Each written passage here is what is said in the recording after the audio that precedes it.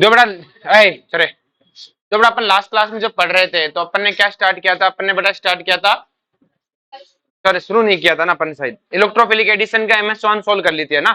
तो आज अपन शुरू करेंगे बेटा सब्स्टिट्यूशन रिएक्शन। क्या शुरू करेंगे बेटा? Substitution reaction. जो बेटा सब्स्टिट्यूशन रिएक्शन इस चैप्टर में काफी इंपॉर्टेंट रिएक्शंस में से एक है ना। यू मान के चलो बहुत सारी ऑर्गेनिक को कवर करती है। तो अपन सब्स्टिट्यूशन रिएक्शन के बारे में पहले जानते हैं। आज की क्लास तो अपने बेसिक्स में चली जाएगी। सब्स्टिट्यूशन रिएक्शन के बारे में जितने बेसिक्स हैं उनको पढ़ेंगे आज। अगर बेसिक्स सबको क्लियर हो गए तो कल क्लास में समझना बहुत आसान है। कल तो ये मान के चलो स्टीरियो पढ़ाऊंगा और कुछ नहीं है। आ रही बात में? सबसे पहले बात करते हैं सब्स्टिट्यूशन रिएक्शन के बारे में। तो अब देखो सब्स्टिट्यूशन रिएक्शन में हमें पता है कि देखो एडिशन में क्या हो रहा था कि ऐड हो रहा था, मतलब पाई बॉन्ड टूटना तय था और फिर इलेक्ट्रोफाइल न्यूक्लियोफाइल दोनों जुड़ते थे। यहाँ पे ऐसा नहीं होना। यहाँ पे कोई ग्रुप होगा जिसको हम लिविंग ग्रुप बोलेंगे। क्या बोलेंगे बेटा? Leaving group. ये जो लिविंग ग्रुप होगा ना बेटा, ये लिविंग ग्रुप लीव करेगा। लिविंग ग्रुप क्या करेगा बेटा? लीव। क्लियर है? और जब ये लिविंग ग्रुप लीव करेगा, ध्यान समझो, तो लीव कैसे करेगा? कोई तो ग्रुप आएगा उसकी जगह। अरे बोलो। तो देखो सिंपल सी कहानी क्या है अपने पास में, कि अपने पास एक लिविंग ग्रुप होगा जो क्या कर जाएगा, यहां से लीव कर जाएगा। तो देखो बेटा लीव ऐसे नहीं करेगा, कोई ना कोई उसकी जगह तो आएगा ही भाई, कोई ना कोई उसकी जगह आएगा। तो कोई ए अगर यहाँ टेक करेगा तो लिविंग ग्रुप क्या कर जाएगा? लीव। क्या कर जाएगा? लीव। तो ए आ जाएगा आर पे और लिविंग ग्रुप चला जाएगा। ए कोई भी चीज हो सकती है। क्लियर है? तो यहाँ पे दो चीजें होंगी, एक तो होगा अटैकिंग ग्रुप, कौन होगा बेटा? और एक होगा लिविंग ग्रुप। रिएक्शन दोनों पे ही डिपेंड करती है। अगर लिविंग ग्रुप लीव नहीं करा तो रिएक्शन नहीं होगी। क्लियर है? अटैकिंग ग्रुप ने अटैक नहीं किया तो रिएक्शन है। तो दोनों का रोल है, दोनों का ही रोल है। अब अगर अटैकिंग ग्रुप आपका न्यूक्लियोफाइल हुआ, अटैकिंग ग्रुप आपका क्या हुआ, तो रिएक्शन का नाम हो जाएगा न्यूक्लियोफिलिक सब्स्टिट्यूशन रिएक्शन। कौन सा नाम हो जाएगा? अगर अटैकिंग ग्रुप फ्री रेडिकल हुआ तो रिएक्शन का नाम हो जाएगा फ्री रेडिकल सब्स्टिट्यूशन रिएक्शन। भाई सब्स्टिट्यूट करेगा। और अगर आपका बेटा अटैकिंग ग्रुप कौन हो गया? इलेक्ट्रोफाइल, तो नाम क्या हो जाएगा? Electrophilic substitution. जैसे एडिशन रिएक्शन में मैंने आपको इलेक्ट्रोफिलिक एडिशन और फ्री रेडिकल एडिशन पढ़ाई थी, न्यूक्लियोफिलिक एडिशन नहीं पढ़ाई थी, मैंने कहा वो ग्रिग्नार्ड में पढ़ेंगे। उसी तरह से बेटा हम सब्स्टिट्यूशन में न्यूक्लियोफिलिक सब्स्टिट्यूशन और फ्री रेडिकल पढ़ेंगे। इलेक्ट्रोफिलिक सब्स्टिट्यूशन को मैं एरोमेटिक नाम से चैप्टर है उसमें पढ़ाऊंगा। किसमें पढ़ाऊंगा? एरोमेटिक नाम से चैप्टर। तो इसको तो अलग से पढ़ेंगे, कोई टेंशन नहीं है। हरी बात। तो अपने को सिर्फ दो पे फोकस करना है। इन दो में से ये तो बहुत लल्लू लाल सी है, मेन तो इस पे पहले वाले पे फोकस करना है। क्लियर है? इसको तो अपन एरोमेटिक नाम से पूरा कंपाउंड उसी में पढ़ेंगे। ठीक है? अब बात करते हैं बेटा न्यूक्लियोफिलिक सब्स्टिट्यूशन रिएक्शन की। देखो न्यूक्लियोफिलिक सब्स्टिट्यूशन रिएक्शन क्या होता है कि एक न्यूक्लियोफाइल आएगा। कौन आएगा बेटा? मतलब आरडीएस में सब कुछ न्यूक्लियोफाइल तय करेगा। कौन तय करेगा? न्यूक्लियोफाइल। तो substitution reaction are affected by strength of a nucleophile as well as a tendency of leaving group. जो न्यूक्लियोफिलिक सब्स्टिट्यूशन रिएक्शन है उनमें बेटा क्या होगा कि न्यूक्लियोफाइल अटैकिंग ग्रुप होगा, और साथ में जो रेट ऑफ रिएक्शन है, जो आपकी रिएक्शन की टेंडेंसी है, वो किन दो चीजों में डिपेंड करेगी? एक तो न्यूक्लियोफाइल पे और एक लिविंग ग्रुप पे। दो चीजों पे डिपेंड करेगी बेटा। तो न्यूक्लियोफिलिक सब्स्टिट्यूशन में न्यूक्लियोफाइल अटैक करने आएगा तो न्यूक्लियोफाइल पे तो करेगी करेगी, साथ में किस पे करेगी? लिविंग ग्रुप पे। क्लियर है? अब हमें सबसे पहले चीज पढ़ते हैं जिसका नाम है न्यूक्लियोफिलिसिटी। किसको पढ़ते हैं बेटा? न्यूक्लियोफिलिसिटी क्या है? देखो न्यूक्लियोफाइल कौन होता है? जिसपे नेगेटिव चार्ज होता है। क्या होता है? और ये कहां अटैक करता है? जहां पे क्या हो बेटा? पॉजिटिव चार्ज हो। तो मतलब ये अपने इलेक्ट्रॉन से अटैक करेगा, मतलब एक तरह से ये इलेक्ट्रॉन डोनेट करेगा।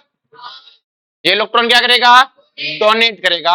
और अगर ये इलेक्ट्रॉन डोनेट करेगा तो देखो ध्यान से अच्छे से समझना इसको, कि strength of nucleophile is defined by tendency of electron donation. Electron है, हम उसको न्यूक्लियोफाइल कहेंगे जो अपने इलेक्ट्रॉन डोनेट करे।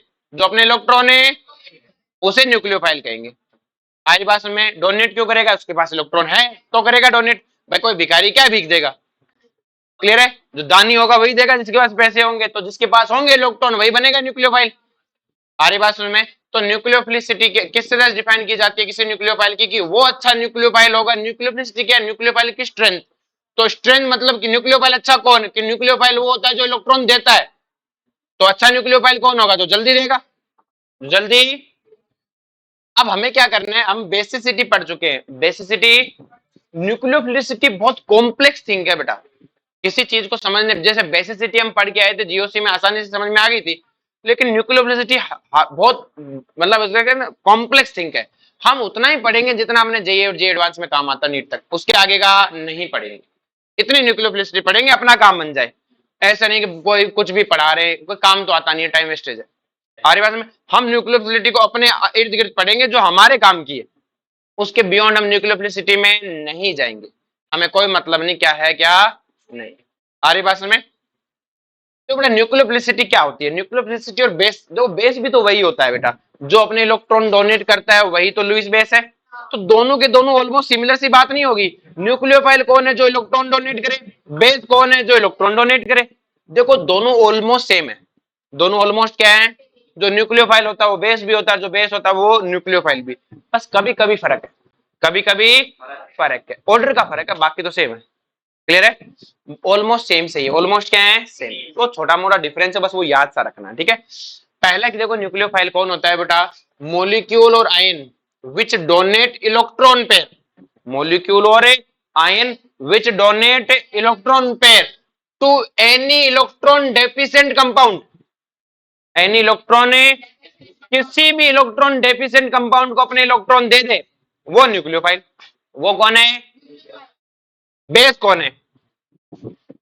अपने यहां पे बेस कौन? ध्यान से, if any molecule or ion donate electron pair to H plus, जो H प्लस को इलेक्ट्रॉन देगा उसे हम क्या बोलेंगे? बेस। अपने लिए यहां पे जो अपन चलाएंगे ना उसमें, ताकि कंफ्यूजन ना हो। वैसे तो बेस वॉल को जो भी इलेक्ट्रॉन डेफिशिएंट को दे वो बेस है, लेकिन अपन इस तरह से चलाएंगे ताकि अपनी कहानी समझ में आए अपने को। क्लियर है? तो किसी मॉलिक्यूल और आयन क्या मतलब? किसी भी H प्लस को जो इलेक्ट्रॉन दे वो कौन है बेटा? बेस। वो कौन है? बेस। आ रही बात में? किसी भी H प्लस को इलेक्ट्रॉन दे दे उसे तो हम बेस बोलेंगे, और जो किसी H प्लस को छोड़ के किसी और इलेक्ट्रॉन डेफिशिएंट को दे उसे क्या बोलेंगे? न्यूक्लियोफाइल। एक्सेप्ट हाइड्रोजन बोला है मैंने यहाँ पे, क्यों बोला समझ में आ गया? हाइड्रोजन को छोड़ के किसी को भी इलेक्ट्रॉन दे तो न्यूक्लियोफाइल बोलेंगे, और हाइड्रोजन को दे तो बेस। अपन ने बना रखी है डेफिनेशन, अपने काम आती है। अपने क्या आती है बेटा? काम। इससे क्या होता है कि अपने को दो तरह की रिएक्शन पढ़ना है, एक सब्स्टिट्यूशन, एक एलिमिनेशन। एलिमिनेशन बेस चलवाते हैं और सब्स्टिट्यूशन कौन चलाते हैं बेटा? न्यूक्लियोफाइल। तो अपने को तो अपना हिसाब से काम चलना चाहिए, अपना काम बनता, बस अपने को अपना काम जाना। बोलो कोई दिक्कत है? अब देखो बेटा ध्यान से, जो ये न्यूक्लियोफिलिसिटी होती है ना बेटा, ये क्या होती है? काइनेटिक कंट्रोल प्रोडक्ट है। कैसा प्रोडक्ट है? काइनेटिक कंट्रोल का मतलब यहां सिर्फ स्पीड मायने रखेगी। क्या मायने रखेगी? स्पीड। प्रोडक्ट की स्टेबिलिटी से कोई लेना देना नहीं है, रेट ऑफ रिएक्शन से मतलब है। जबकि बेटा बेसिसिटी कैसी है बेटा? थर्मोडायनेमिक फिनोमिना है। कैसा फिनोमिना है?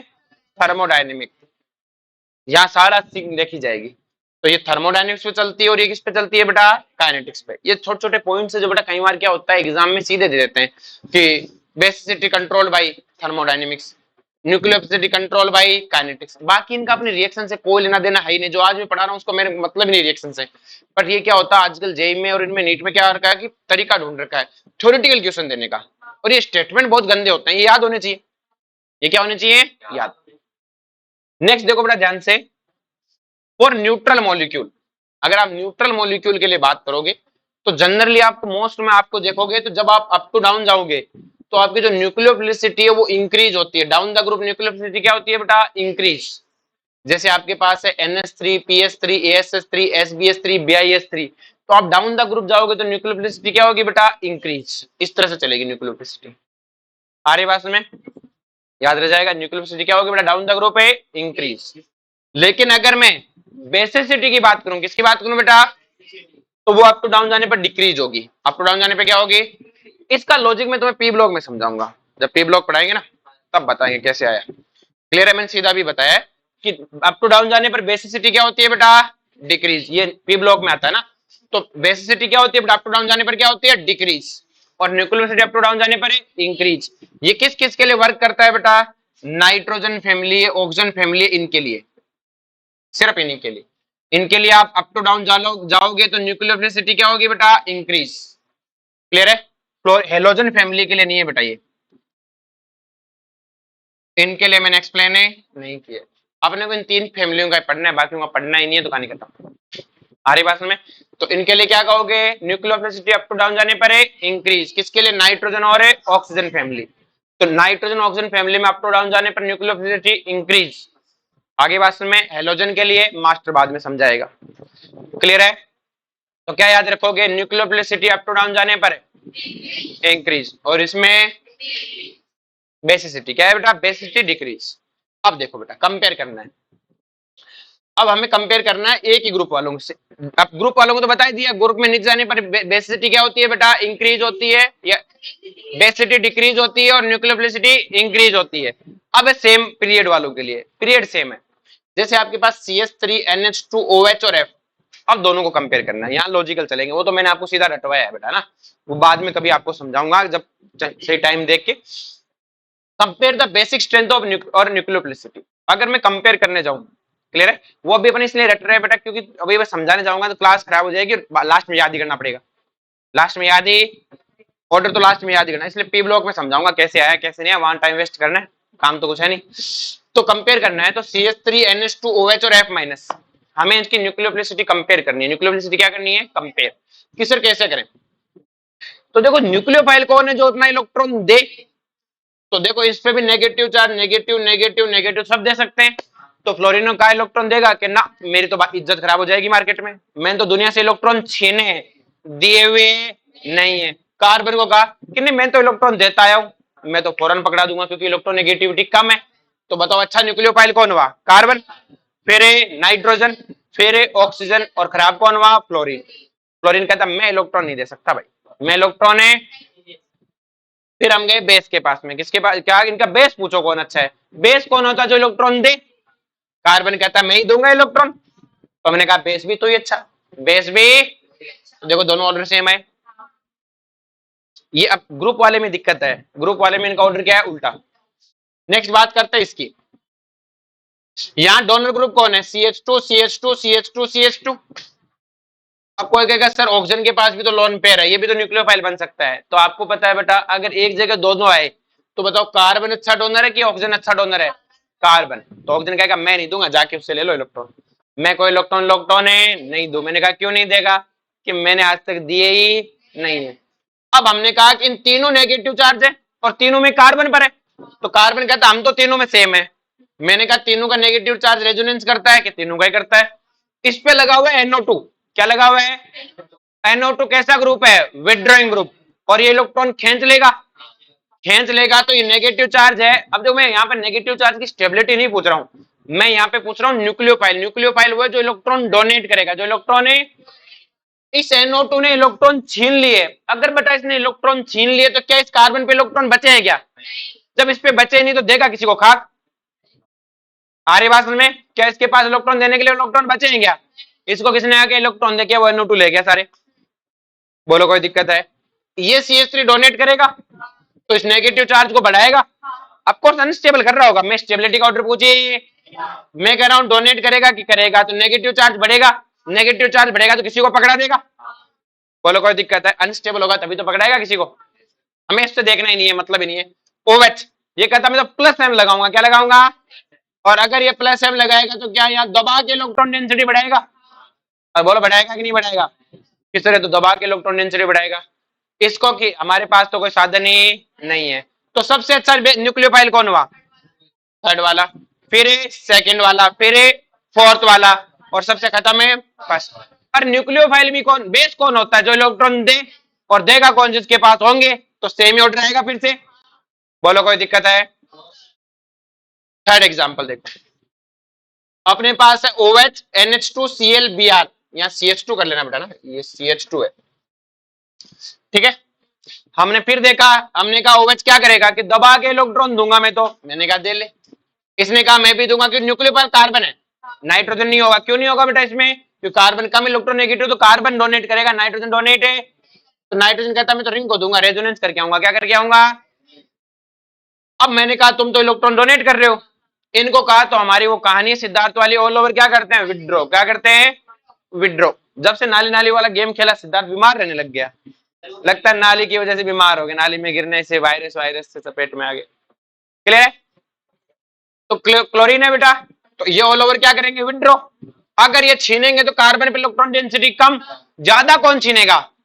Br। ऑल ओवर जब छीनने की बारी आएगी तो Br छीनेगा। तो Br छीन लेगा तो इसके पास बचेगा ही नहीं, बचेगा नहीं तो देगा किसी को नहीं। तो सिंपल सी कहानी, 4 फिर 3। अब इन दोनों की बात करें, दोनों डोनेट करते हैं। नाइट्रोजन कहेगा मैं ज्यादा डोनेट करता हूं, और ज्यादा डोनेट करता है तो इलेक्ट्रॉन डेंसिटी ज्यादा, ज्यादा तो डोनेट भी क्या करेगा, ज्यादा। तो सबसे ज्यादा कौन हो गया, सेकंड, फिर फर्स्ट, फिर थर्ड, फिर फोर्थ। सेम कहानी बेस की, सेम कहानी, समझ में आ गया। नेक्स्ट देखो, CH3O नेगेटिव और ये ग्रुप। अगर मैं देखूं CH3 ग्रुप का क्या लगता है, प्लस आई। हाइपर कॉन्जुगेशन तो लगता ही नहीं है, डायरेक्ट तो लगता ही। अगर मैं यहां की बात करूं तो यहां पे क्या कहना चाहते हो, क्या यहां पर हाइपर कॉन्जुगेशन हो सकता है कि सर वो डायरेक्ट तो होता नहीं है, लेकिन इतने बड़े ग्रुप का क्या लगेगा, प्लस आई। क्या लगेगा, इसका भी प्लस आई, इसका भी प्लस आई। कि ठीक है सर, इसका मतलब इसका प्लस आई ज्यादा लगेगा बेटा, क्योंकि बड़ा ग्रुप है, टर्सरी कार्बन है। ये कार्बन कैसा है बेटा, टर्सरी कार्बन का क्या होता है बेटा, प्लस आई ज्यादा। और बेटा जी अगर टर्सरी कार्बन का प्लस आई ज्यादा तो इस ऑक्सीजन पे इलेक्ट्रॉन डेंसिटी भी क्या होगी, ज्यादा। इस ऑक्सीजन पे भी इलेक्ट्रॉन डेंसिटी क्या होगी, और अगर बेटा इस ऑक्सीजन पे इलेक्ट्रॉन डेंसिटी ज्यादा होगी तो ऑफकोर्स ये ज्यादा डोनेट कर सकता है। लेकिन कहानी में ट्विस्ट है, वो देखो क्या है कि देखो आपके पास दो सिचुएशन है कि आप ऐसे जयपुर में बाहर जो रिंग रोड बनी है उस पे रहते हो, एकदम हाईवे पे घर है तुम्हारा। कहां पे घर है, हाईवे पे घर है, एकदम बढ़िया, क्लियर है। तो बढ़िया, तुम अगर तुम्हें मान लो कि तुम्हें कोई सामान मंगवाना है बहुत सारा, ट्रक भर के मंगवाओगे, क्योंकि ट्रक से ट्रांसपोर्टेशन क्या आसान है भाई। तुम्हारा घर हाईवे पे है तो तुम ट्रक भर के मंगाओगे कि ट्रक से एक बार में बहुत सारा सामान आ जाएगा। और लंबे वाले ट्रक मंगवाओगे कि एक ही बार में भर के लिया। तुम देखा होगा ट्रक भर के, कभी तुमने शहर में ट्रक चलते हुए देखे क्या, लेकिन हाईवे पे खूब देखो ट्रक ही ट्रक आते हैं। इंडस्ट्रियल इलाके में जाओ ट्रक ही ट्रक आते हैं, क्योंकि वो बाहर होते हैं। ट्रक आराम से सामान ला के आ सकता है, क्लियर है। क्यों, ट्रक से सस्ता भी पड़ेगा, एक बार में सारा सामान आ जाएगा। लेकिन तुम तो रहते हो जयपुर में, जयपुर में रहते हो गलियों में, क्या तुमने कभी वहां ट्रक चलते हुए देखा है, सुगले अंदर नहीं आते, वो रोड पे रहते हैं, टोंक रोड पे। तेरे मोहल्ले के तेरे उसमें घुसते हुए देखा कभी, क्लियर है। तो सिंपल सी कहानी है कि अपनी तुम्हारी गली में ट्रक नहीं आते, क्लियर है। तो तुम्हारे यहाँ ट्रांसपोर्टेशन तुमने देखा होगा छोटे वाले मैजिक से होता रहता है, छोटा हाथी से बोलते हैं, क्लियर है। जगह हो उसी में सामान भर भर के आते हैं। आगे बात में, तुम्हारे घर पे जो अमेजोन वाला पार्सल ले के आता है वो बाइक पे आता है, ऐसा थोड़े ट्रक, शुरू में तो ट्रक में आते हैं जयपुर में, ऐसा थोड़े ट्रक से है ले पकड़ तेरा पार्सल, हम तो ट्रक से ही घूमेंगे। नहीं, रीजन क्या है कि गलियों में वो आ नहीं सकता, तो वो मैजिक से लाते हैं। किसे लाते हैं, और छोटे वाले, वो छोटे वाले हाथी से लाते हैं, छोटे छोटे ट्रकों में लेके। अब उनसे उनको ट्रांसपोर्टेशन ज्यादा बार करनी पड़ेगी, पर ऑप्शन ही नहीं है। ऑप्शन ही क्यों, क्योंकि बेटा अटैक करना पॉसिबल ही नहीं है। अटैक मतलब तुम्हारे यहाँ घर पे ट्रक लाना पॉसिबल है नहीं है। तो यही कहानी यहाँ पर है, सेम कहानी, अलग कहानी है ही नहीं कि सर कैसे। देखो ध्यान से, अपन जिस पे न्यूक्लियोफाइल को अटैक करवाएंगे ना, वो हमारी जब अपन पढ़ेंगे आगे चल के तो ऐसी चीजें होंगी जिनके पास में इस तरह के ग्रुप लगे होंगे बेटा।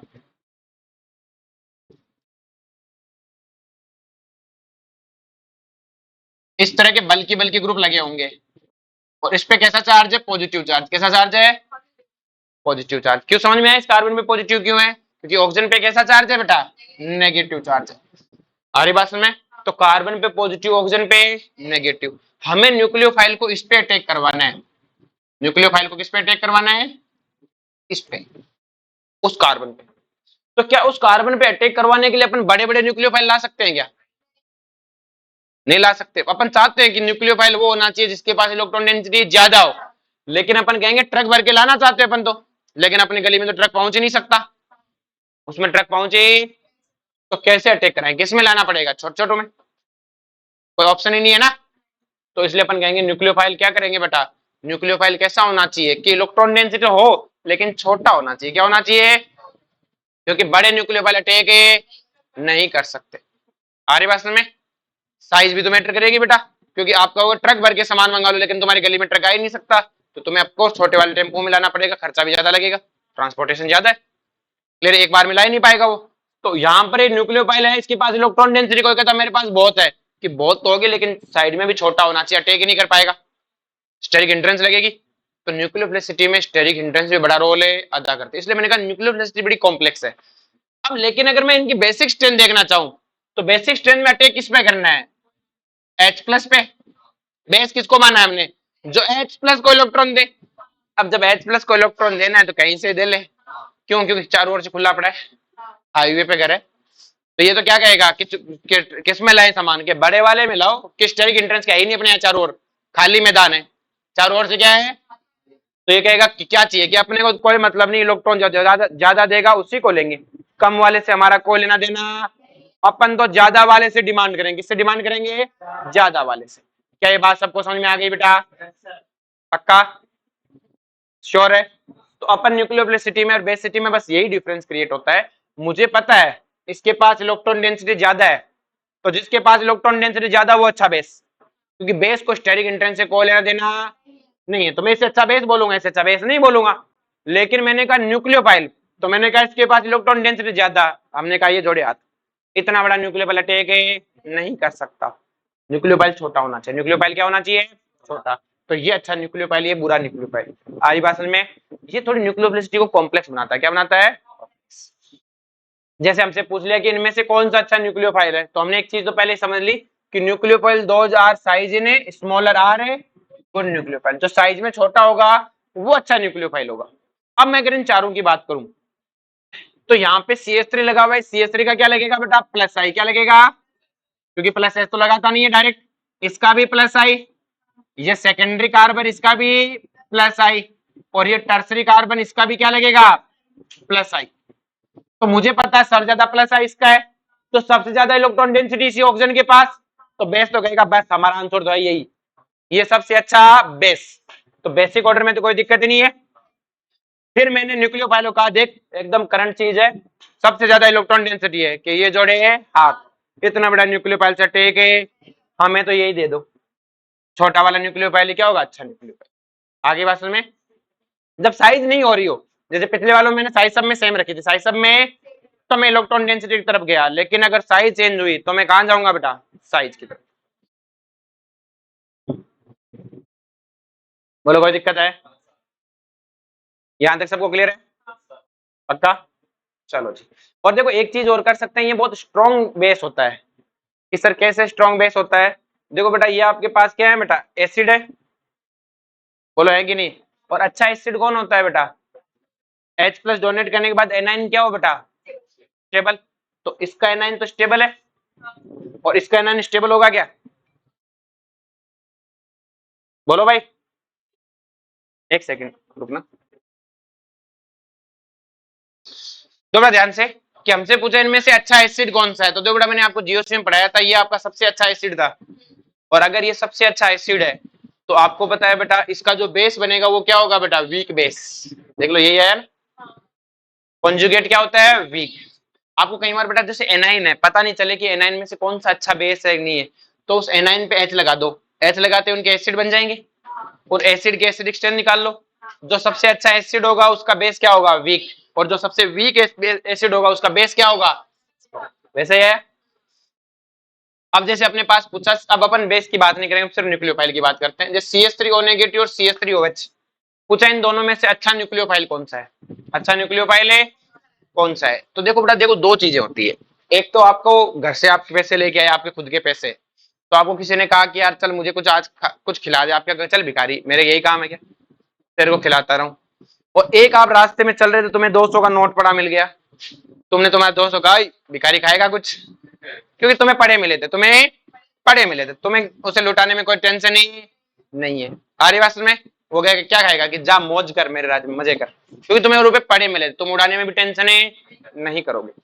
आरी बात में उसका कौन सा घर पे हिसाब देना है, क्लियर है। तो सेम कहानी है बेटा, ये जो CH3OH जो न्यूट्रल है, इसके पास लोन पेयर है, ये खुद के इलेक्ट्रॉन है, कैसे इलेक्ट्रॉन है बेटा, खुद के इलेक्ट्रॉन, मतलब इसका तो हिसाब देना पड़ता है, कोई मांगने आएगा तो सोचे यार दूं कि नहीं दूं कि, ये तो नेगेटिव चार्ज है तो किसी से छीन के लाए हुए इलेक्ट्रॉन है, और आपको पता है नेगेटिव चार्ज तकलीफ भी दे रहा है, नेगेटिव चार्ज क्या दे रहा है, ये सोचता है यार सल्टा दू इसे सल्टा दू, कोई मांगने आए खेले पकड़ मौज कर।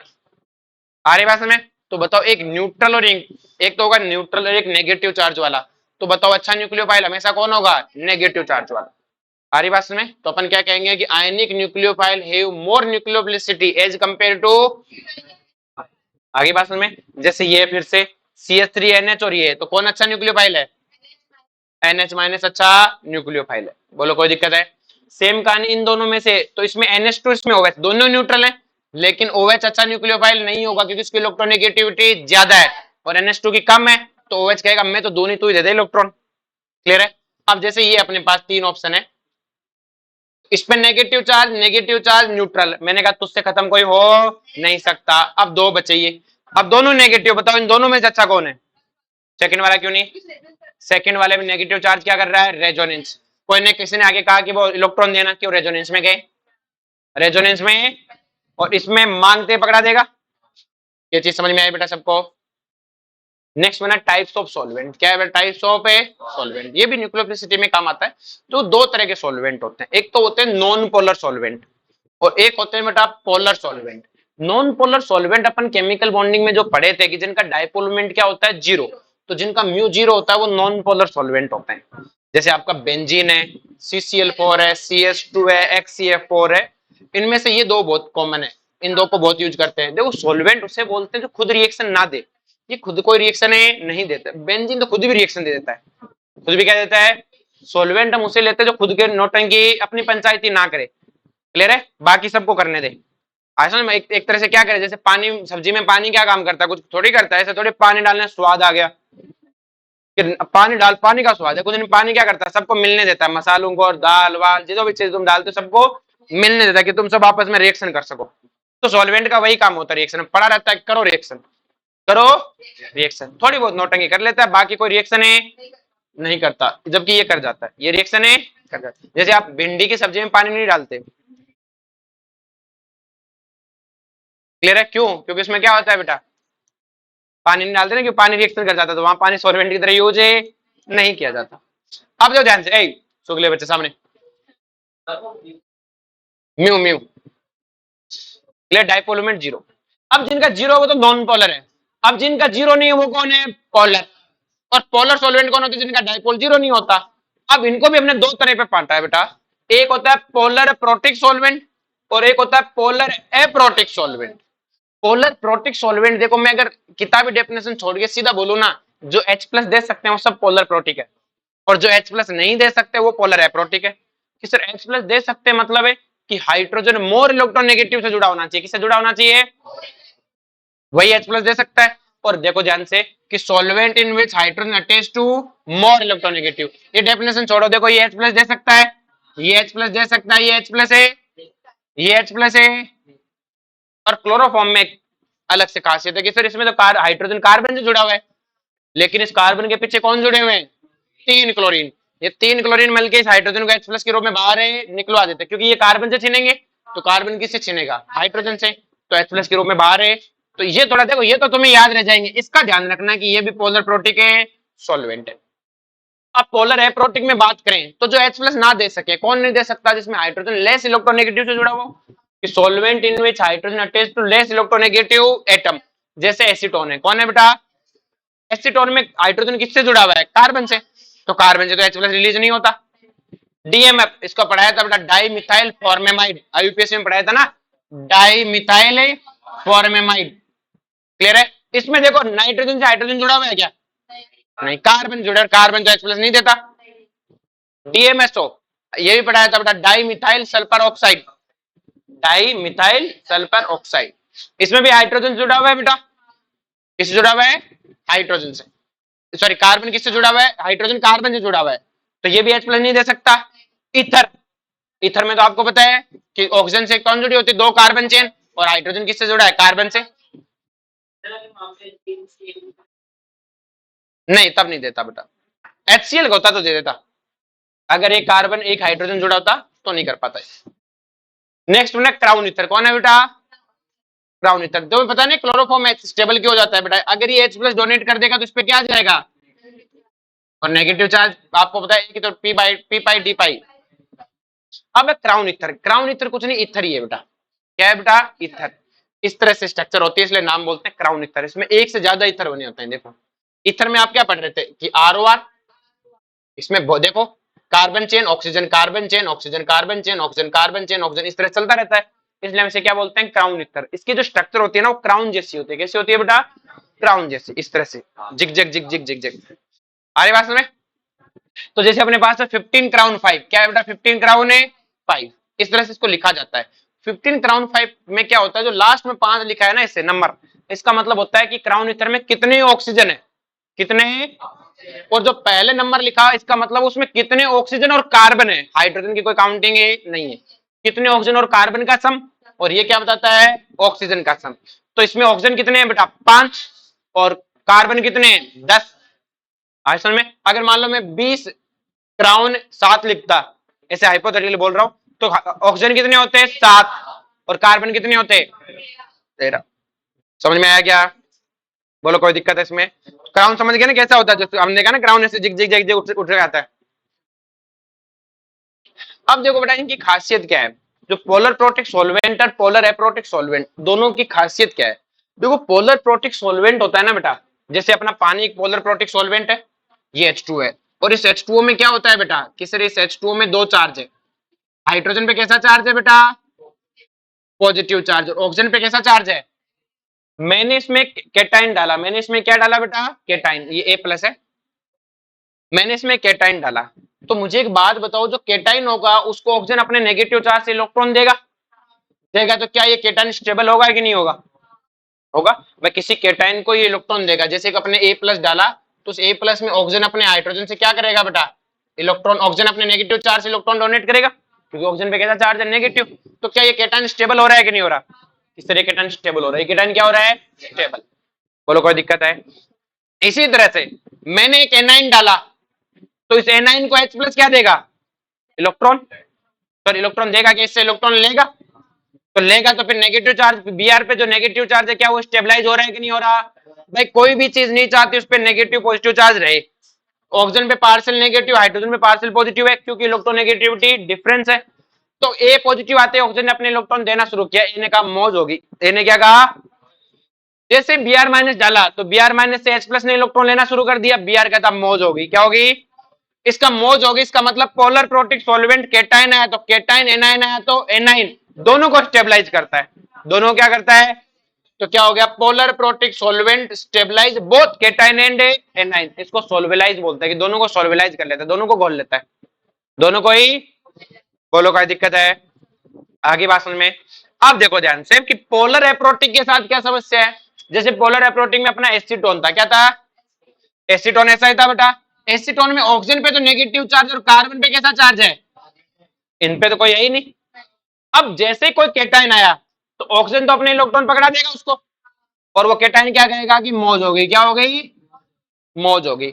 फिर आया कोई एनाइन, कोई, मैंने कहा B- आया, क्या है बेटा, मैंने कहा तू देख भाई तेरी मौज, कहता यार मैं मौज के लिए मुझे कार्बन पे जाना पड़ेगा, और कार्बन पे जो साइड में बल की ग्रुप लगे जाने नहीं देंगे, तो मैं बेचारा स्टेबल है नहीं हो सकता। भाई जाने देंगे तो स्टेबल होगा ना, जाने नहीं देंगे आसानी से, आसान जाने, और जाने नहीं देंगे तो एनाइन स्टेबल है। तो ये जो पोलर प्रोटिक सॉल्वेंट है किसकी मौज कर देता है, केटाइन की, और एनाइन को भावी। तो polar protic aprotic solvent only cation को क्या करता है बेटा, स्टेबलाइज करता है, स्टेबलाइज लिख लेना यहाँ पे, स्टेबलाइज ओनली केटाइन। केटाइन कौन होता है, इलेक्ट्रोफाइल, कौन होता है, मतलब ये सिर्फ इलेक्ट्रोफाइल को स्टेबलाइज करता है। This solvent unaffected stability of anion, A9 को भावी, मतलब न्यूक्लियोफाइल जिए मरे इससे कोई लेना देना, लेकिन इसको तो इलेक्ट्रोफाइल, केटाइन को स्टेबलाइज करता है मतलब इलेक्ट्रोफाइल, एनाइन को करता है मतलब न्यूक्लियोफाइल, इसको दोनों से मतलब है, और इसको किसी से कोई मतलब है, समझा क्या, पक्का। अब देखो ध्यान से, आपने लिया FCl Bri, जिसकी बताते ना हेलोजन की, तो बेटा एनाइन है, और यहां पर भी एनाइन है।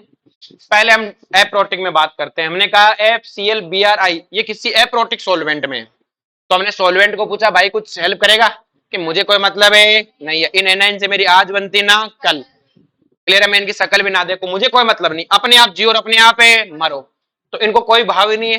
तो मैंने कहा तुम में से अच्छा न्यूक्लियोफाइल कौन है, तो सिंपल सी कहानी, कहा जो साइज में छोटा वही अच्छा न्यूक्लियोफाइल, जो साइज में छोटा वही अच्छा, तो आपने कहा मैं अच्छा न्यूक्लियोफाइल, मैं अच्छा, मैंने कहा ठीक है तू अच्छा न्यूक्लियोफाइल तू बुरा न्यूक्लियोफाइल, कहानी खत्म। कहानी छोटी सी कहानी थी, यह कहानी बड़ी है। हमने कहा इनको जैसे सॉल्वेंट में डाला, तो हमने सॉल्वेंट को कहा सुन हम इनकी न्यूक्लियोफिलिसिटी देख रहे हैं, कि रुक जा, पहले मैं इन्हें स्टेबलाइज करूंगा। क्या करूंगा? मुझे इनसे मतलब है, मुझे इनसे। अब आपको याद करो केमिकल बॉन्डिंग में 11th में आपको हाइड्रेशन एनर्जी पढ़ाई थी, याद करो, वो बड़ा सा बंदा कीचड़ कीचड़ बोला था, है ना? क्लियर है? तो हाइड्रेशन एनर्जी क्या है बेटा? जैसे इसको पानी में डालूंगा तो इसके चारों ओर आयन आके चिपकेगा भाई, F माइनस, इस F माइनस के चारों ओर जैसे पानी आके चिपकेगा, इस तरह से आएगा बेटा पानी का एलिमेंट। आएगा कि नहीं आएगा? केमिकल बॉन्डिंग में पढ़ाया था हाइड्रेशन एनर्जी में। जब चारों ओर इसके आगे पानी आके चिपकेगा तो इसकी हाइड्रेशन एनर्जी रिलीज होगी। तो जो हाइड्रेशन एनर्जी आपको पढ़ाई थी वो पढ़ाई थी चार्ज अपॉन साइज। तो बताओ इनका चार्ज तो सबका क्या है? सेम। चार्ज तो सबका। अब मैं पूछूं साइज बताओ किसकी ज्यादा है, तो साइज का तो आपको पता है आयोडीन की ज्यादा है। साइज किसकी ज्यादा है? आयोडीन की। चार्ज सेम है और जिसकी साइज ज्यादा उसकी हाइड्रेशन एनर्जी क्या होगी? कम। तो हाइड्रेशन एनर्जी कम होगी, इसका मतलब सब ज्यादा हाइड्रेशन एनर्जी किसकी है? F माइनस की। किसकी ज्यादा है बेटा? F माइनस की। क्या बात याद हुई बेटा? हाइड्रेशन एनर्जी क्या है? Charge upon size. तो हमें पता है चार्ज तो सेम है, साइज इसकी ज्यादा, साइज इसकी ज्यादा, इसका मतलब क्या हुआ? हाइड्रेशन एनर्जी कम। अब अगर हमने कहा इसकी हाइड्रेशन एनर्जी कम है और इसकी ज्यादा, और आपको पता है जिसकी हाइड्रेशन एनर्जी ज्यादा होगी उसको पानी ज्यादा घेरेगा। ज्यादा घेरेगा मतलब उसके नेगेटिव चार्ज को ज्यादा स्टेबलाइज करेगा। तो इसका मतलब सब ज्यादा स्टेबलाइज कौन है? क्लोरीन। और आयोडीन सबसे कम स्टेबलाइज। अब हमने कहा होली है तुम्हारा नौटंकी की होली में अटैक करो, तो एफ कहता मैं तो मौज में हूं, मैं तो अटैक है। इसको कहा अटैक करके नहीं, पानी में रहेंगे, मौज करेंगे, पानी में रहेंगे, स्टेबलाइज है। जबकि मैंने आई माइनस को कहा कि मेरे को या कोई पूछता ही नहीं, मैं करने चल रहा हूँ अटैक, मैं करने चल रहा हूँ।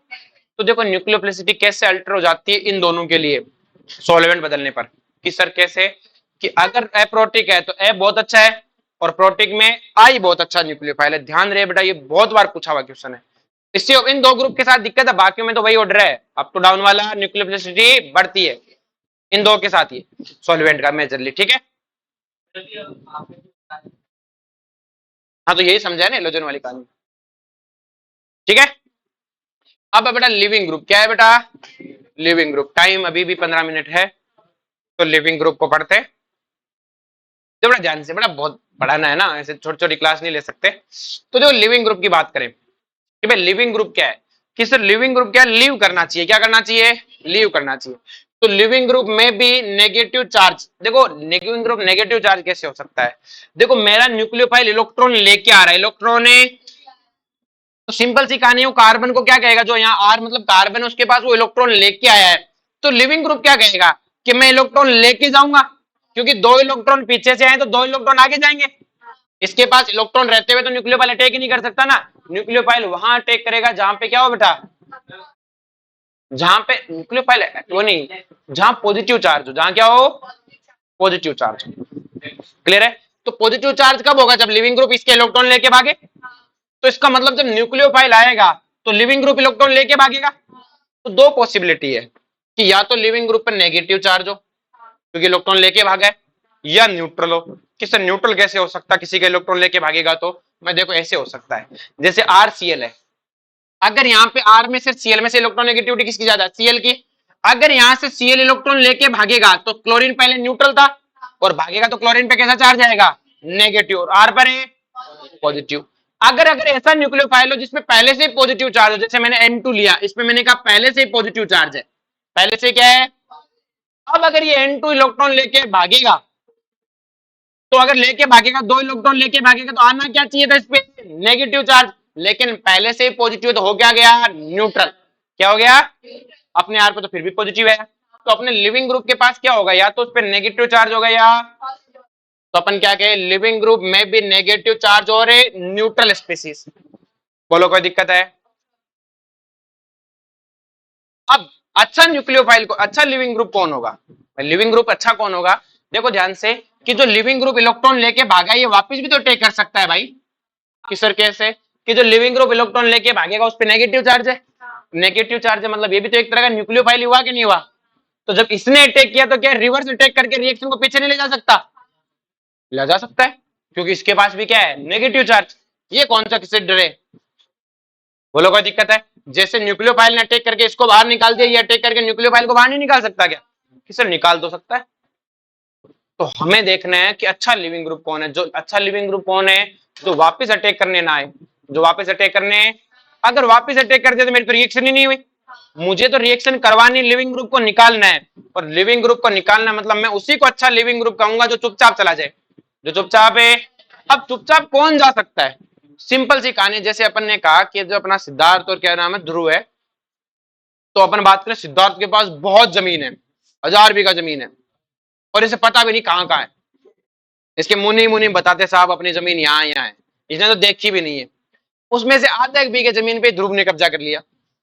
तो उसको किसी ने आके कहा कि सर वो आधा एक बीघा जमीन है अपनी वहां पे हाईवे पे, उस पे एक वो ध्रुव नाम की बीमारी उसने कब्जा कर लिया। क्या मरने दे, क्योंकि इसके पास बहुत जमीन है, कि मरने दे, 20-50 साल में मर जाएगा, वापस कब्जा छीन लेंगे, कहाँ कोर्ट वोर्ट में जाते फिरेंगे, इतना टाइम है नहीं है। ऐसा कब क्यों कह सकता है सिद्धार्थ? क्योंकि इसके पास 1000 बीघा जमीन है। कहाँ पता चलता है इसको आधा, इसने तो जमीन देखी ही नहीं जिसने इसे कब्जा किया है। क्लियर है? तो कहेगा 20-25 साल में मर जाएगा, फिर छीन लेंगे कब्जा, क्योंकि इसकी स्टेबल है। ये क्या है? स्टेबल है, तो इसे कोई फर्क है।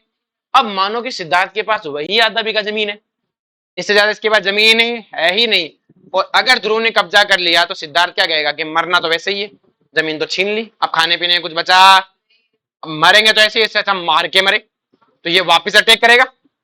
तो अगर लिविंग ग्रुप लीव करने के बाद, लीव कराना है पहले, लीव कराने के बाद देखना वो खुश है क्या। अगर वो खुश है तो वापस अटैक करने। खुश कब है? जब वो स्टेबल है। जब वो क्या है? स्टेबल है। आर्य भाषा में। और अगर वो खुश नहीं हुआ, पहले लीव करवाना है, लीव कराने के बाद देखना खुश है क्या। वो खुश है तो वापस नहीं, अगर खुश नहीं हुआ तो वापस अटैक है। तो अच्छा लिविंग ग्रुप कौन है? जो स्टेबल हो, जो क्या हो। तो leaving group 2000 stable after leaving is a, क्या लिखा है, क्या लिख दिया, where leaving group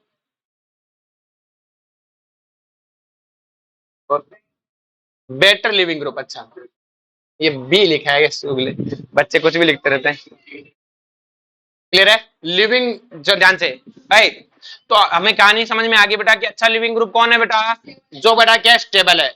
living group 2000 stable after living, वो क्या होंगे बेटा? Better leaving group. क्या होंगे बेटा? क्लियर है? और बेटा जितना अच्छा लिविंग ग्रुप होगा, रेट ऑफ रिएक्शन उतनी क्या होगी? ज्यादा। जितना जल्दी बाहर जाएगा रिएक्शन उतनी जल्दी होगी, तो rate of reaction is higher for a better leaving group. आ रही बात में? बोलो कोई दिक्कत है? इस बी को ऐसे लिख दे तो मर जाएगा। चलो कोई नहीं। हाँ, अब देखो ध्यान से, हमें इनको समझना है बेटा। जैसे हमें लिखा RI, RBr, RCl, RF का इनमें से कौन सा अच्छा लिविंग ग्रुप है। लिविंग ग्रुप कौन होगा जो बेटा निकल सकता है? कौन निकल सकता है? आयोडीन, क्योंकि आयोडीन पे कैसा चार्ज है? Del negative. ब्रोमीन पे कैसा है? Del negative. इस पे डेल नेगेटिव, इस पे डेल है, यही तो इलेक्ट्रॉन लेके भाग सकते हैं, जो भागेगा वही तो लिविंग ग्रुप है। अब कौन जल्दी भागेगा हमें तो वो देखना है। तो अगर देखो ध्यान से मैं इनकी बॉन्ड लेंथ देखूं, तो आपको पता है बॉन्ड लेंथ कैसे देखते हैं बेटा अपन ने, कि देखो हर में कार्बन तो सेम है, सब में कार्बन तो क्या है? सेम। एक में कौन जुड़ा हुआ है? आयोडीन। एक में कौन जुड़ा हुआ है? ब्रोमीन। एक में क्लोरीन और एक में, तो बताओ बॉन्ड लेंथ क्या होती है? दो न्यूक्लियस के बीच की डिस्टेंस। तो बता सब में कार्बन तो सेम है, यहाँ आयोडीन बड़ा ग्रुप लगा तो सबसे बड़ी बॉन्ड लेंथ इसी की होगी, फिर इसकी, फिर इसकी, फिर इसकी, इसी सबसे छोटी बॉन्ड लेंथ है। और आपको केमिकल बॉन्डिंग में पढ़ाया था, जो बॉन्ड बड़ा होता है उसे तोड़ना आसान होता है। बोलो होता है कि नहीं होता? तो जब बॉन्ड लेंथ इसकी सबसे ज्यादा है, इसका मतलब बॉन्ड स्ट्रेंथ इसकी सबसे कमजोर है, और बॉन्ड स्ट्रेंथ इसकी सबसे कमजोर है, मतलब इस बॉन्ड को तोड़ना सबसे आसान। और सबसे आसान हुआ तो सबसे अच्छा लिविंग ग्रुप कौन हुआ? I-। कौन हुआ? I-। सबसे अच्छा लिविंग ग्रुप, फिर Br-, फिर Cl-, फिर F-। बोलो कोई दिक्कत है? बोलो कोई दिक्कत? हाँ, अरे लीव तो करे ना, बॉन्ड ही कमजोर है, वो तो फौरन टूट जाएगा। बॉन्ड तो कम छोटा है, मजबूत है। बॉन्ड कैसा है? मजबूत, टूटेगा ही नहीं, बॉन्ड टूटेगा ही नहीं, वो बॉन्ड टूट जाएगा फौरन से। जैसे ये ROH और RSH है, बताओ इन दोनों में से अच्छा लिविंग ग्रुप कौन है? SH, क्योंकि OH बॉन्ड मजबूत है, SH बॉन्ड कमजोर है। तो जिसकी बॉन्ड लेंथ क्या होगी? ज्यादा, वो क्या होगा? कमजोर। क्या होगा बेटा? कमजोर। बोलो कोई दिक्कत है? और कमजोर होगा, जल्दी निकल जाएगा। तो एक चीज तो सीख गए कि सर एक ग्रुप में तो सीख गए, ग्रुप में जब भी देखना है ना तो बॉन्ड लेंथ से देखेंगे। याद करो एसिडिक स्ट्रेंथ भी अपन ने ऐसे देखी थी, तो बॉन्ड लेंथ जल्दी टूटेगा, H+ जल्दी निकला, ज्यादा एसिडिक था, ऐसे था, तो लिव भी जल्दी करेगा, लिव भी करेगा जल्दी। समझ में आ गया? अब जैसे ये अपने पास 4 ग्रुप दे दिए, ये लिविंग ग्रुप है, लीव करने के बाद बने हुए, मतलब ये भी कंपाउंड ऐसा था, R O S double bond O C H three, ऐसा था। ये कंपाउंड था बेटा R S double bond sorry O C D three. तो सारे बनाने की जरूरत नहीं, समझ गए कैसे थे। मैंने इन सबको लीव करवा दिया, क्या करवा दिया, और लीव करवा के यहाँ लिख दिया।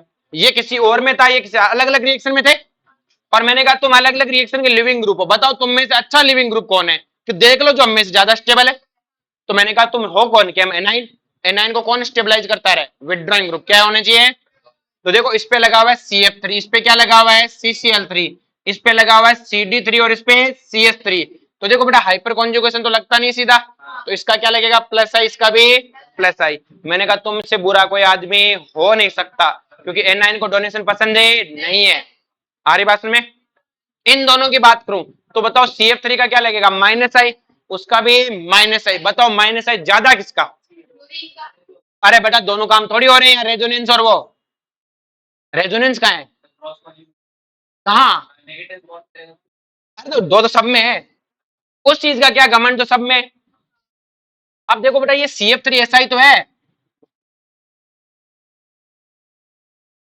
बताओ यहाँ कौन सा रेजोनेंस है फ्लोरीन का, single lone pair single single को रेजोनेंस है क्या। तो रेजोनेंस नहीं तो एम तो हट गया, और सिर्फ एम हट गया, तो सिर्फ क्या बचा माइनस आई। और अकेला माइनस आई किसका ज्यादा होता है, फ्लोरीन का। वो तो ऑल ओवर ज्यादा आया था ना, जब कहानी में नाली वाली कहानी समझाई थी। तो ये तो ऐसा ही नहीं, अकेला माइनस आई किसका ज्यादा होता है, फ्लोरीन का। जियो सिम समझाया था, तो अकेला फ्लोरीन का माइनस आई ज्यादा, और माइनस आई ज्यादा तो एनाइन है ज्यादा स्टेबल, और एनाइन ज्यादा स्टेबल मतलब सबसे ज्यादा अच्छा लिविंग ग्रुप कौन हुआ, सी। कौन हुआ, सी। उसके बाद कौन होगा बेटा, डी। कौन होगा, डी। उसके बाद ए, क्योंकि बेटा ये तो अनस्टेबल है ना, इसका क्या लग रहा है प्लस आई, क्या लग रहा है प्लस आई। इसके प्लस आई से अनस्टेबल है, दोनों का ही प्लस आई, अनस्टेबल दोनों है, लेकिन दोनों में इसका प्लस आई कम है, इसका प्लस आई ज्यादा। बताया था डी का प्लस आई ज्यादा, और प्लस एच एच का ज्यादा। तो अब एक, हाँ बेटा, बेटा तुझे क्या समझ में नहीं आया, माइनस आई बेटा बेटा क्लोरीन का वो प्लस एम और माइनस आई दोनों लगता है ना, तो नेट इफेक्ट माइनस आई किसका ज्यादा लगाया था, क्लोरीन का। बता यहाँ फ्लोरीन का प्लस एम बता, तो फिर तो सिर्फ माइनस आई देखूंगा ना, ऑल ओवर माइनस देखो उसमें दोनों ऑर्डर लिखा है, फ्लोरीन का माइनस आई भी ज्यादा था प्लस एम भी ज्यादा था, फिर नेट के में क्लोरीन जीत गया था। तो यहाँ नेट वाले तो कहानी नहीं है बेटा, नेट वाले तो कहानी नहीं। आगे बात में। अब देखो एक चीज देखी आपने कि अच्छा लिविंग ग्रुप कौन है, जो वापस अटैक ना करे। वापस अटैक ना करे मतलब अपने इलेक्ट्रॉन ना दे। और वीक बेस कौन होता है, जो इलेक्ट्रॉन ना दे। तो इसका मतलब दोनों कहानी एक ही नहीं होगी। वीक बेस कौन है, जो इलेक्ट्रॉन ना दे, और अच्छा लिविंग ग्रुप कौन है, जो वापस अटैक ना करे मतलब इलेक्ट्रॉन ना दे। तो मतलब दोनों कहानी सेम हुई कि नहीं हुई। तो अपन ऐसा बोल सकते हैं कि weak base are a good leaving group. देख लो इनमें वीक बेस कौन सा होगा, ये वाला ही होगा वीक बेस, बी वाला ही नहीं, बी वाला नहीं, वीक बेस कौन सा, ये वाला सी वाला सबसे वीक वीक बेस है। क्यों, क्योंकि बेटा बेस कौन होता है, जो इलेक्ट्रॉन दे। CF3 इलेक्ट्रॉन छीन लेगा तो उस पर इलेक्ट्रॉन बचेंगे नहीं तो किसी को इलेक्ट्रॉन देगा ही। तो अपने आप देखो दोनों कहानी सेम आ गई। अब ये इससे हमें कोई फर्क नहीं पड़ता, स्टेटमेंट आता है weak base are good leaving group, सही बात है, वीक बेस आर ए। आगे बात में नेक्स्ट देखो, अपने पास R S double bond O negative, इस पे इस पे इस पे, तो ये लिविंग ग्रुप है बेटा। तो ये नेगेटिव चार्ज करता, मेरे जैसी मौज है किसी के नहीं है, मेरे जैसी मौज है किसी के नहीं है, क्योंकि दो दो रेजोनेंस है। इसके पास एक रेजोनेंस, इसके पास है, इसके पास एक रेजोनेंस है, लेकिन इसका क्या लग रहा है प्लस आई, और प्लस आई से बर्दाश्त है। हमने कहा पीछे जा, हमने क्या कहा। अब ये दो बचे, कि हमारा फैसला कैसे होगा। मैंने कहा ये नेगेटिव चार्ज करेगा मौज, क्या करेगा, सिर्फ इसी का रेजोनेंस है। लेकिन इसमें क्या है बेटा, ये बेंजीन क्या करेगा, क्रॉस कॉन्जुगेशन, क्या करेगा। ये जब ओ नेगेटिव रेजोनेंस करने जाएगा तो ये कहेगा मैं भी करूंगा, इस डिक्शन में पढ़ाया था। तो कहता मैं भी करूंगा, मैं भी, तू भी करेगा तो गड़बड़ है, तू भी करेगा तो गड़बड़ है। तो हमने कहा तू कम स्टेबल, ये ज्यादा स्टेबल, और जिसका एनाइन ज्यादा स्टेबल उतना जल्दी लीव करेगा। आगे बात समझ में। अब देखो बेटा इस ग्रुप का नाम होता है टोसिल क्लोराइड, क्या होता है बेटा, टोसिल क्लोराइड। टोसिल मतलब इस ग्रुप का नाम, जो ये ग्रीन वाला घेरा लिया है ये तो है टोसिल, और इस पे क्लोरीन लगा हुआ है तो इसका नाम हो गया टोसिल क्लोराइड। इसको TSCl से लिखते हैं, किससे लिखते हैं बेटा, TSCl से।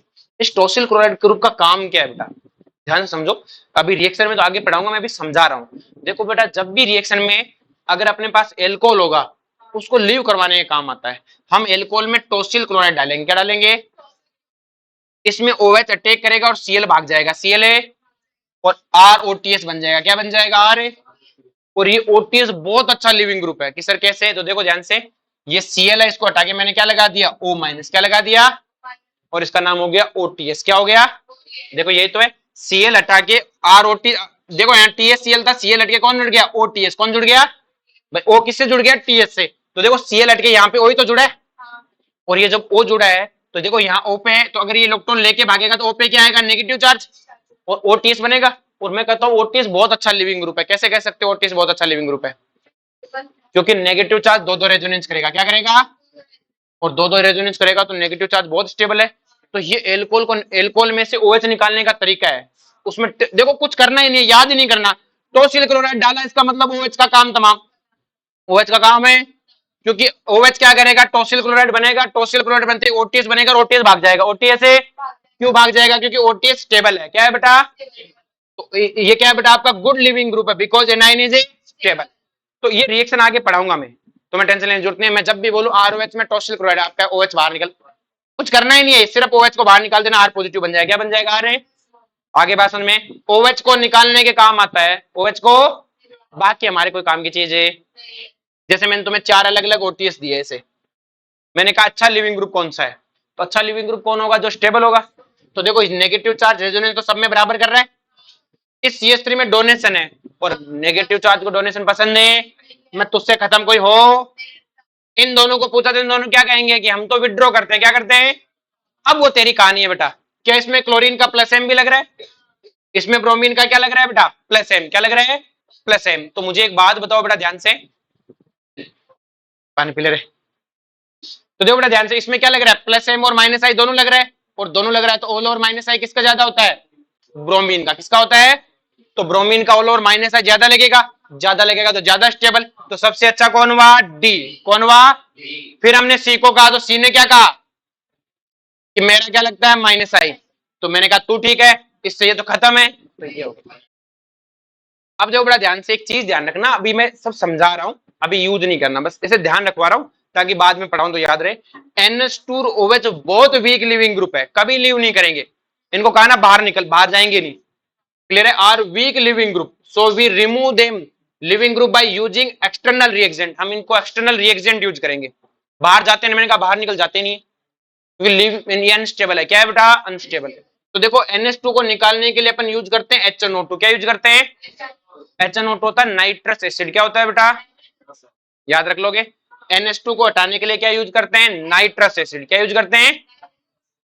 अब ये आगे चल के डाइजोनियम बनेगा, रिएक्शन याद नहीं करनी, अभी तुम्हें सिर्फ ये याद रखना है, ये तो मैंने इसे लिखवा दिया, नोट्स अच्छे बन जाए। तुम्हें क्या याद रखना है कि NH2 को हटाने के लिए नाइट्रस एसिड यूज करते हैं, कि ये बाहर जाता नहीं है, बाहर है, रिएक्शन याद करनी नहीं है, मैं पढ़ाऊंगा। इसी तरह से बेटा, इतना काफी है, चलो तो फिर